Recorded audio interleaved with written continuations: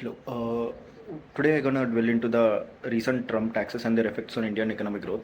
The trade relation between India and US has always been crucial for economic growth, but with Donald Trump returning to as a US president from 2024 elections, his stance on tariff, commonly referred to as Trump taxes, is one of the hot topics going across the world. From 2018 to 2020, Trump imposed heavy tariffs on Indian goods and leading to significant economic consequences. Uh, Now, as he hints back at bringing those same policies, let's see how they will affect India.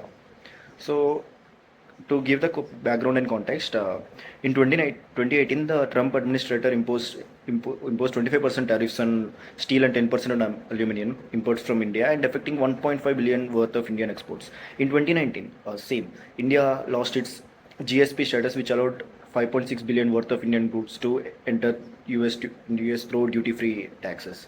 And medical devices, textiles, auto parts, and agriculture products saw increased US tariffs, making Indian goods more expensive and less competitive in US markets, which impacted severely in Indian exports. So we may ask, like, why do Trump doing this all? So the US argued that India had trade surplus regarding with respect to US.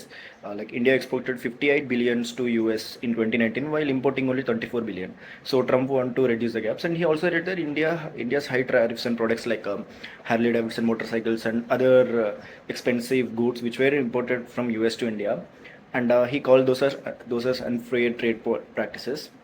His American First policy aimed to protect US industries from foreign competition, including from India.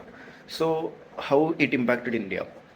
Now, let's discuss the economic impact of tariffs on India.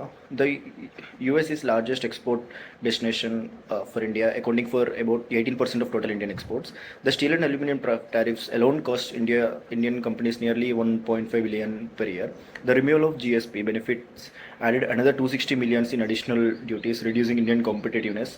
There is also huge job losses in key sectors like in Indian steel industry, which employs like 2.5 million people, suffered revenue declines affecting jobs. The textile sector, responsible for 45 million jobs, saw reduced demand from US retailers due to high tariffs. And pharmaceuticals, India's top export sector alongside IT, faced regulatory hurdles, delaying drug approvals and affecting US sales. And this also effects on Indian rupee and economy. The trade uncertainty caused market volatility, leading to 2.5 depreciation in Indian rupee against the US dollar in 2019. The slowdown in export contributed to 0.3% drop in Indian GDP, uh, affecting overall economic stability. And so, how India responded to the situation, and how could India find answer to this situation?